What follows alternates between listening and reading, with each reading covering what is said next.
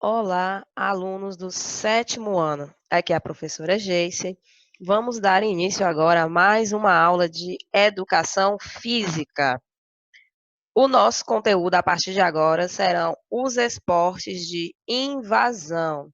Lembrando, nós já estudamos as categorias de esporte de marca, que nós estudamos a modalidade do atletismo e os saltos do atletismo. Estudamos também os esportes técnico-combinatórios com a ginástica rítmica e, a partir de agora, iremos estudar os esportes de invasão.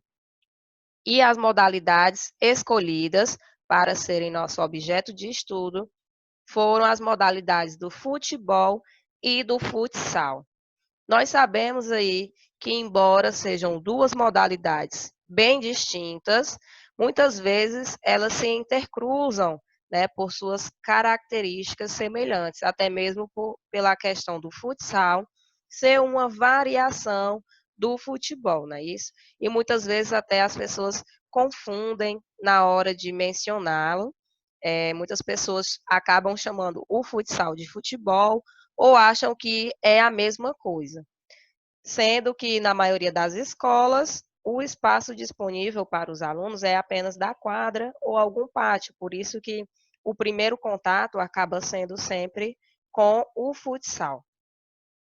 Mas nós podemos citar aqui algumas semelhanças e diferenças entre essas duas modalidades.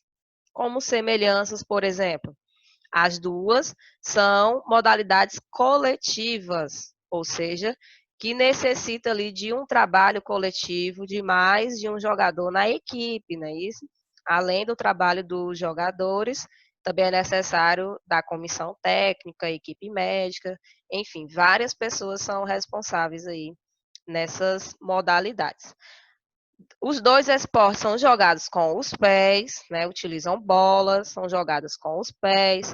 Ocorre o enfrentamento simultâneo de duas equipes. As duas equipes atacam e defendem ao mesmo tempo, né? Por isso que são esportes de invasão.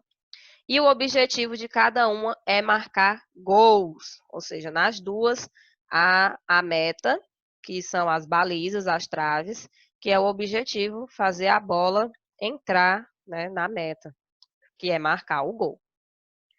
Como diferenças, nós podemos citar algumas diferenças, como o número de jogadores por equipe na partida. No futebol são 11 jogadores em campo, no futsal são 5. O espaço de jogo, não é isso? No futsal, o espaço é bem reduzido, é um campo diferente, a maioria das vezes é quadra, né, ou de madeira, ou um piso de cimento. A duração da partida. As partidas de futebol duram aí 2 tempos de 45 minutos. Né? As partidas de futsal geralmente são 2 tempos aí de 15 minutos ou 20, depende da organização da competição. E além de outras regras, né, como por exemplo as regras de escanteio, cobrança de lateral, que no futebol pode ser com a mão, no futsal não pode, e outras regras que também os diferenciam. Outra coisa que essas duas modalidades têm em comum é a questão da dimensão tática, certo? Tia, o que é isso? Vamos ver a partir de agora. Assim como o futebol, outras modalidades como o basquetebol e o handebol, que nós estamos vendo aí nas imagens, também são esportes caracterizados pela necessidade de invasão do território adversário e circulação da bola, com a disputa direta pela sua posse, né? Então, essa é a característica desses esportes que os englobam no mesmo grupo, que é o grupo de esportes de invasão. Mas tem um fator que torna o futebol um pouco mais complexo em relação a essas outras modalidades, que é o fato de os jogadores terem que controlar a bola com os pés, pois, teoricamente, ela é mais fácil de ser controlada com as mãos. Mas, contudo, A bola é apenas um dos fatores que compõem o quadro de desafios que os jogadores precisam enfrentar no decorrer de uma partida de futebol. Porque, além do controle da bola, os jogadores também precisam resolver alguns problemas. Podem ser problemas de relação com os companheiros, com os adversários, né? E eles podem resolver por meio da comunicação na ação e na busca pela ocupação dos espaços de jogo. Tudo isso faz parte do jogo. Então, tem a dimensão técnica, que é a técnica? É a execução dos gestos permitidos pela regra do jogo, mas somente a técnica, que é saber como fazer, torna-se insuficiente para o bom desempenho do jogador, pois os desafios que ele terá de enfrentar são também de natureza tática, não é isso? E o que é a tática? É quando precisa haver a percepção das situações de jogo e as tomadas de decisão mais adequadas para resolvê-las. Então, nós podemos dizer que a técnica trata de como fazer, ter a técnica ali de executar passes e dribles, ter um bom chute. Isso é a técnica, que é individual de cada jogador. E a tática trata do que fazer, por que fazer e quando fazer. Então, são pensamentos que os jogadores devem fazer durante todo o decorrer do jogo.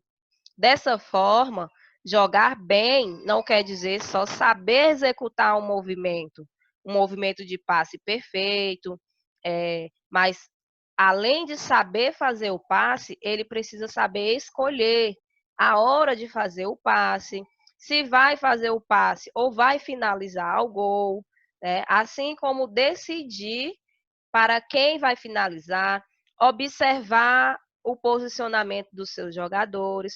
Então, todas essas decisões têm que estar de acordo com as situações do jogo. Segundo Garganta e Pinto, no decorrer dos 90 minutos de uma partida de futebol, nenhum jogador possui mais de 3 minutos de posse de bola. Ou seja, durante todo o tempo do jogo, eles se movimentam sem a posse de bola. E o que é que eles fazem quando não estão com a posse de bola? Eles devem analisar o jogo e selecionar informações para tomar as decisões. Portanto, nós podemos dizer que jogar futebol é mais do que conhecer os fundamentos técnicos. Também é necessário compreender e aprender a interpretar e resolver as situações difíceis do jogo, ou seja, o aspecto tático. E aí, uma das variações do futebol que nós temos é o futebol feminino, que está cada vez mais em alta aí na mídia, né, no meio esportivo, mas que ainda assim sofre aí com alguns fatores, como as oportunidades no mercado de trabalho, né, para conseguir patrocínio, para conseguir uma divulgação. O futebol feminino ainda não tem tanto espaço comparado com o futebol masculino.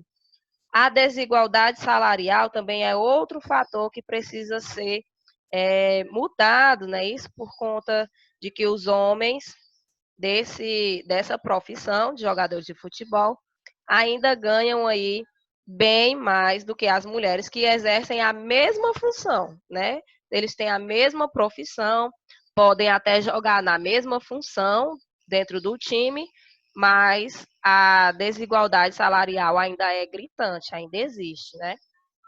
E tem a questão também das meninas não profissionais, que optam pelo futebol como uma prática de lazer, como, por exemplo, na escola, entre os colegas. Nós sabemos que meninas que praticam futebol, geralmente, costumam sofrer aí com críticas e preconceitos, né? Ainda existe aquela história de que futebol é só para homem, que menina não pode jogar futebol, ou que menina não é boa de futebol. Mas nós temos que quebrar essas barreiras. Nós já discutimos sobre a questão das oportunidades, o direito de todas as pessoas a terem acesso à prática esportiva, seja por lazer, por questão de saúde ou por desejo profissional, porque um dia quer se tornar um profissional. Todas as pessoas devem ter o direito de experimentar toda e qualquer prática esportiva e deve ser respeitada por conta disso, né? E nós sabemos aí que cada vez mais as mulheres estão conseguindo avanço na luta pela igualdade de gêneros, não só no futebol, como em todos os outros fatores da sociedade, mas a luta ainda continua. E é desde novo, desde mais jovem, que nós devemos começar a ter consciência disso. Então, vamos apoiar, né, as mulheres que querem praticar esse esporte, também em outros esportes e em outras áreas da vida. Todas as pessoas merecem o respeito, tá ok? Então, é isso. Esse está sendo o nosso conteúdo a partir de agora. Na próxima aula, nós falaremos um pouco mais sobre essas duas modalidades. Lembrando que nós estamos aí em período de isolamento, que todo mundo que puder deve permanecer em casa, mas enquanto estamos em casa, nós devemos também continuar exercitando o nosso corpo para que a gente se fortifique, aumente nossa imunidade e mantenha aí as doenças bem distantes da gente. Então, aproveitem o tempo livre que vocês estão tendo em casa, tirem um tempinho para vocês praticarem uma atividade física, certo? Pode ser a atividade física que lhe agradar, do jeito que você souber. Peça aí ajuda às pessoas da sua casa, o papai, a mamãe ou ao irmão para lhe ajudar. Mas o importante é não ficar parado, certo? Não deixar o corpo entrar aí no sedentarismo, tá bom? Até a próxima aula. Fiquem com Deus e estudem.